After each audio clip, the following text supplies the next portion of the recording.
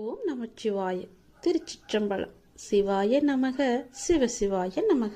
இந்த உலகம் என்பது எல்லோருக்குமே சமம்தான். யாரும் இங்கே அனாதைகள் அல்ல.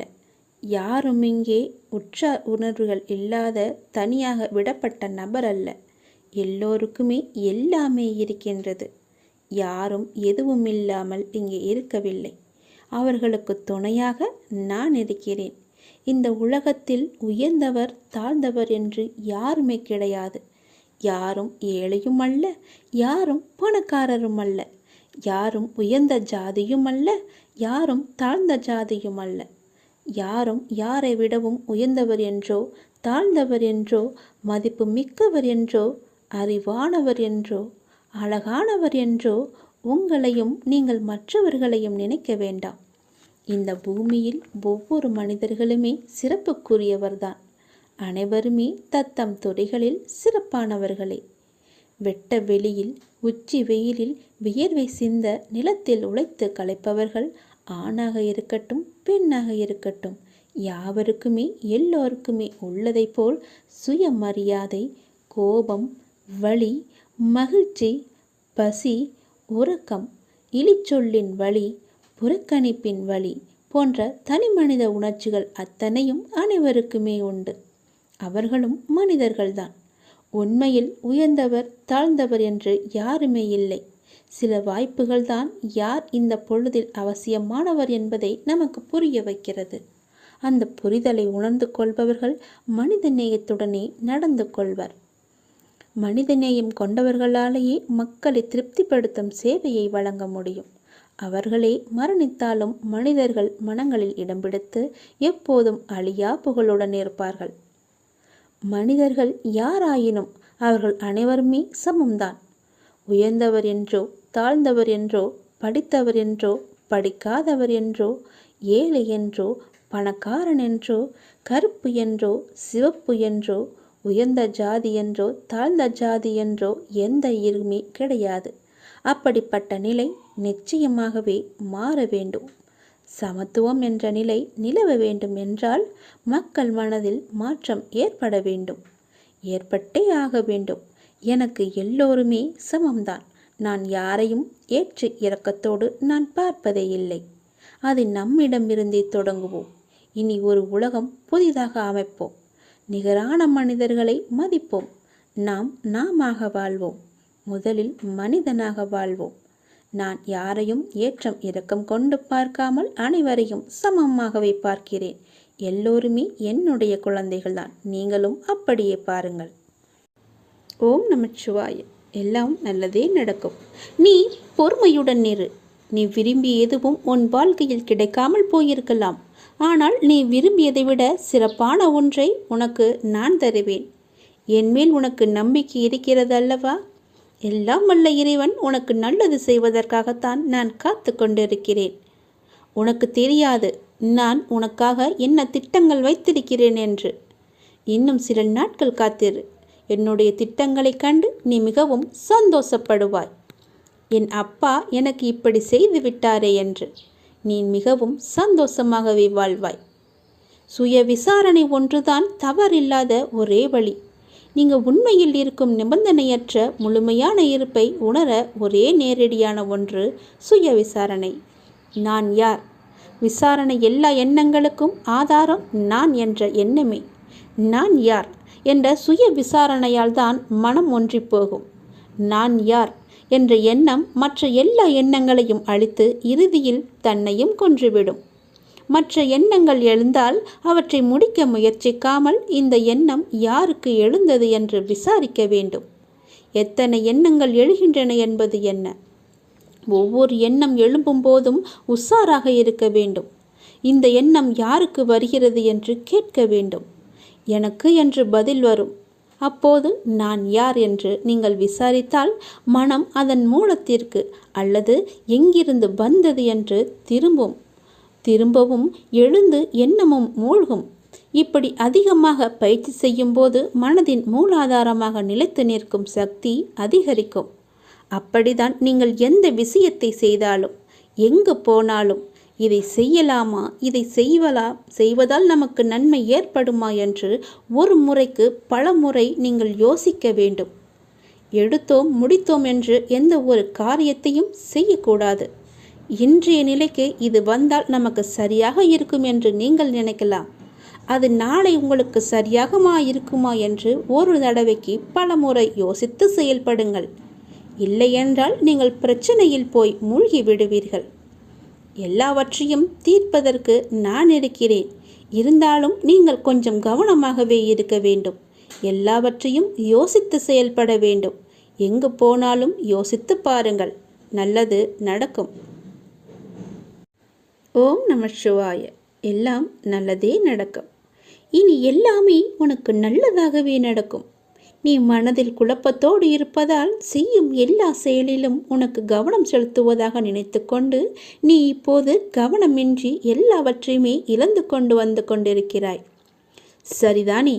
உன்னிடம் உள்ளது எல்லாமே இழக்கும் சூழ்நிலையில் இருக்கிறது.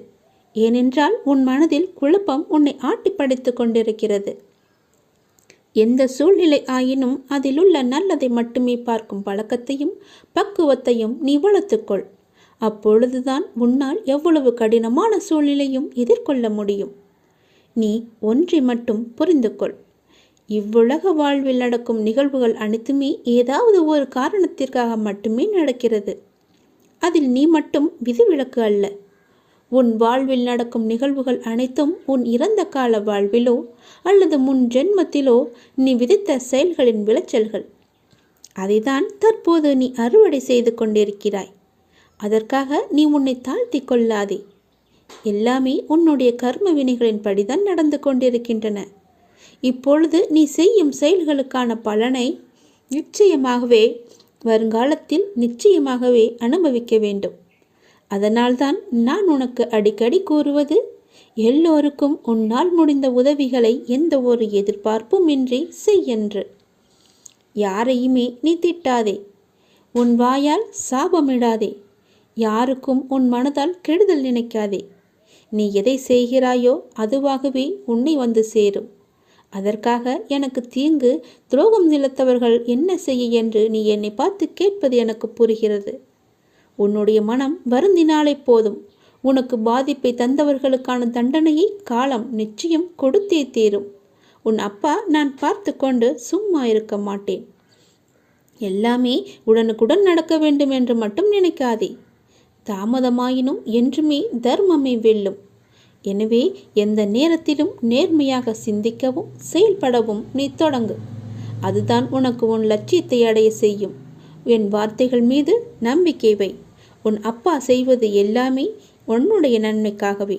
இந்த சிவனின் வாக்கு என்றுமே பவைக்காது. சிவன் செய்தால் எல்லாம் நல்லதாகவே நடக்கும். உன் அப்பா நான். எல்லாவற்றையும் நானே பார்த்து கொள்கிறேன். வாழ்வில் உனக்கான தேடல் நிச்சயம் கிடைக்கும். அதற்காக உன்னுடனே நான் துணை நிற்பேன். நீ எதற்குமே கலங்காதே. உன் தேடல் எதுவோ அதை நோக்கி நீ பயணப்பட்டு கொண்டே இரு. என் துணை நிச்சயமாக உனக்கு இருக்கும். உன் கண்ணில் வடியும் கண்ணீரை துடைக்க நானே வருவேன். நானே உனக்கு துணையாக இருப்பேன். நீங்கள் சற்று திரும்பி பாருங்கள்.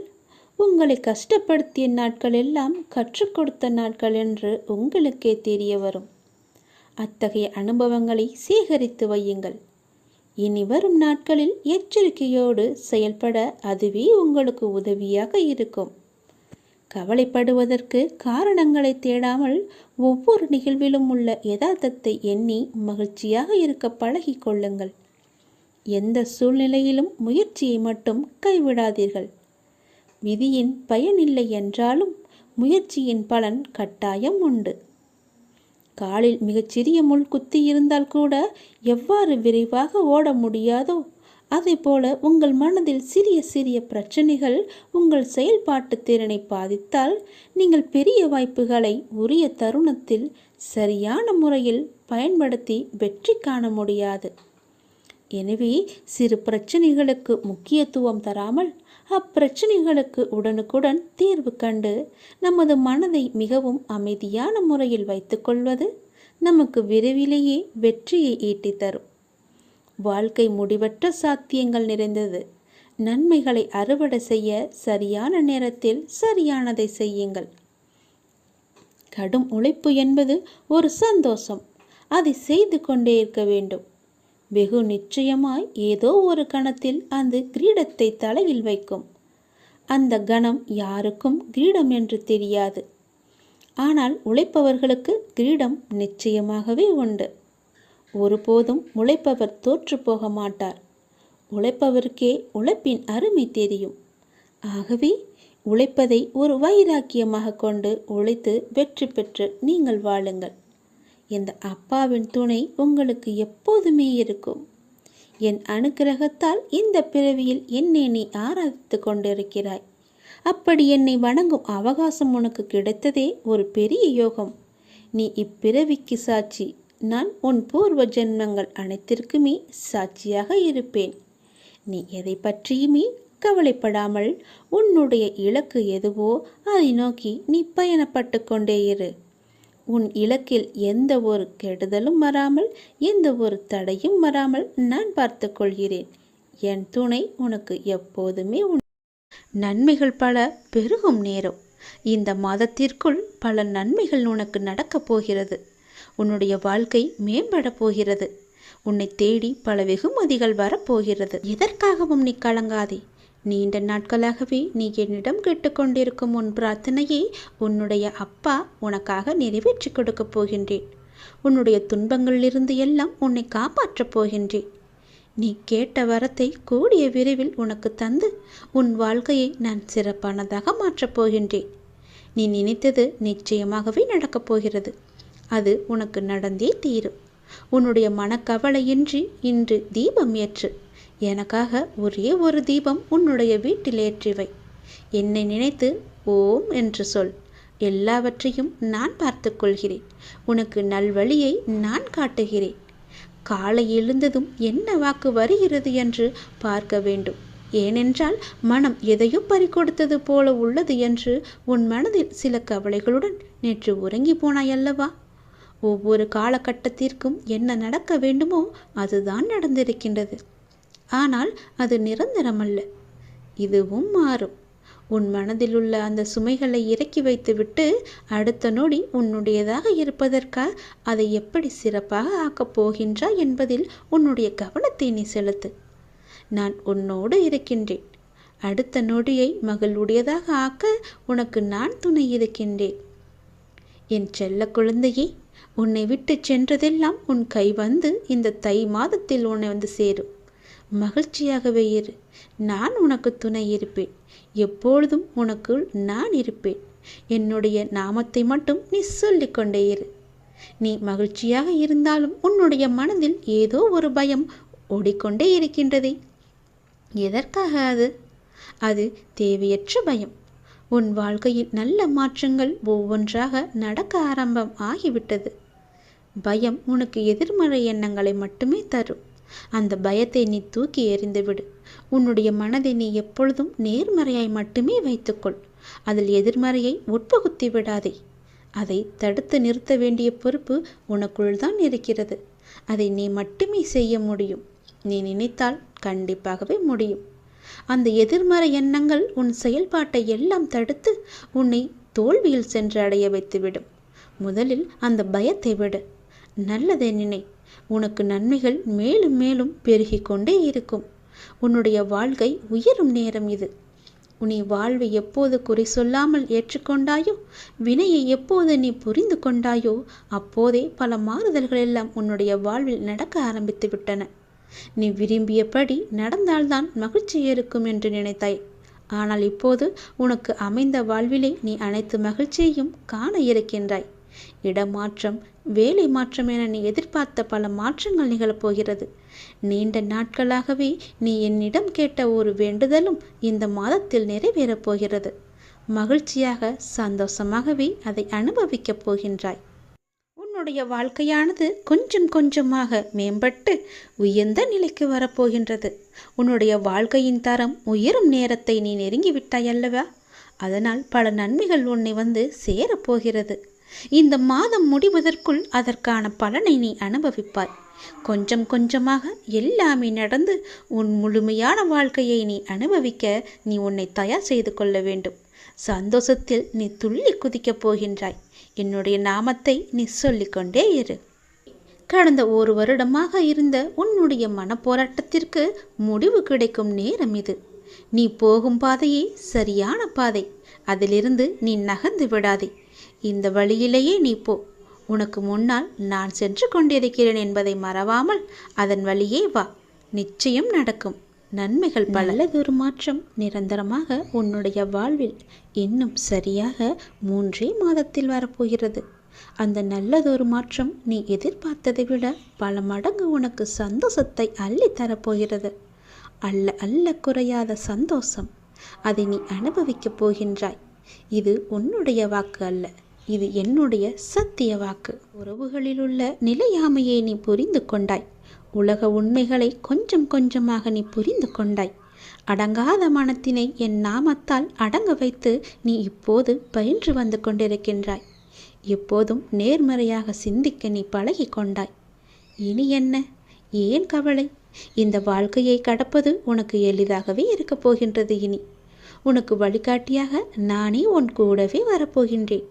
உன் கர்ம வினையை தீர்க்க வைத்து இந்த வாழ்வை நீ நிம்மதியோடு கடக்க நீ என்ன செய்ய வேண்டும் என்பதை அவ்வப்போது உனக்கு நான் குறித்து கொண்டே இருப்பேன். குறிப்பால் உணர்த்தி கொண்டே இருப்பேன். நீ தயங்காமல் முன்னேறு. நான் உன்னுடன் எப்போதுமே இருப்பேன். உனக்கு எல்லாவற்றையும் புரிய வைத்து உன்னுடைய வாழ்க்கையை செம்மையாக மாற்றி காமிக்கின்றேன். கடந்த 1 வருடமாக இருந்த உன்னுடைய ஒரு மனப்போராட்டத்திற்கு இப்போது முடிவு கிடைக்கும் நேரம். உன் மனம் 1 வருடமாக பட்ட பாடு எனக்கு தெரியாதா? எத்தனை அல்லல்கள் பட்டிருக்கிறது, எத்தனை துன்பங்களை சந்தித்திருக்கிறது, எத்தனை கஷ்டங்களை அது அனுபவித்திருக்கிறது. எல்லோற்றுக்கும் ஒரு முடிவு கட்டப் போகின்றேன். உன்னுடைய பொறுமைக்கு பலன் கிடைக்கும் நேரம் இது. நீ இதுவரை கடந்து வந்த பாதையில் நீ பட்ட கஷ்டங்களுக்கு ஒரு முடிவு காணப்பாய். யார் உன்னை கைவிட்டாலும் உன் நம்பிக்கை உன்னை கைவிடாமல் உன்னை இவ்வளவு தூரம் அழைத்து வந்திருக்கின்றது. நான் நம்பும் என்னுடைய அப்பா என்னை காப்பாற்றுவார் என்ற நம்பிக்கை உனக்குள்ளே ஆழமாக பதிந்திருக்கிறது. அதுவே உன்னை இத்தனை தூரம் பாதுகாப்பாக அழைத்து வந்திருக்கிறது தெரியுமா? அந்த நம்பிக்கையோடு சேர்ந்த நேர்மறை எண்ணங்களும் அது எல்லாமே கூடி உன் வாழ்வின் பொன்னான தருணங்களை அது உனக்கு உருவாக்கி தரப்போகிறது. மகிழ்ச்சியாகவே இரு. உன்னுடைய வாழ்க்கை சரியான திசையில் நகர ஆரம்பித்திருக்கிறது. அது சரியான வழியில்தான் போய்கொண்டிருக்கிறது. அதை மாயை என்ற வலையில் நீ சிக்கிக்கொண்டு மாற்றி போக நினைக்காதே. அது தவறாக விடும். நான் சொல்வதை கேள். உனக்கு நல்லது நடக்கப் போகிறது. எத்தனை வருடங்களாக நீ தவித்து கொண்டிருந்தாய். எவ்வளவு மனப்போராட்டங்களை எல்லாம் அனுபவித்து கொண்டிருந்தாய். சந்தோஷத்தையே நீ மறந்து விட்டாய். அவ்வளவு துன்பங்களை நீ அனுபவித்து விட்டாய் அல்லவா? அது எல்லாமே இப்போது முடியப் போகிறது. சந்தோஷமாக நீ உன் வாழ்க்கையை ஆரம்பிக்கப் போகிறாய். உனக்கு துணையாக உன்னுடைய அப்பா நான் இருக்கும்போது எதையும் கவலைப்படாதே. எதை பற்றியும் நீ சிந்திக்காதே. மகிழ்ச்சியாகவே இரு. நிறைய மகிழ்ச்சியான தருணங்கள் இனி ஒன்றின் பின் ஒன்றாக உன்னை நோக்கி வந்து கொண்டே இருக்கிறது. இதுதான் சரியான திசை. யார் எது சொன்னாலும் அதை காதில் வாங்காதே. அங்கு உன்னை பயமுடுத்துபவர்கள்தான் நிறைய பேர் இருப்பார்கள். அவற்றையெல்லாம் நீ காதில் வாங்காமல் நீ போகும் பாதையே சரியான பாதை என்று நகர்ந்து போய்கொண்டே இரு. எதற்காகவும் நீ அதிலிருந்து பின் வாங்கக்கூடாது.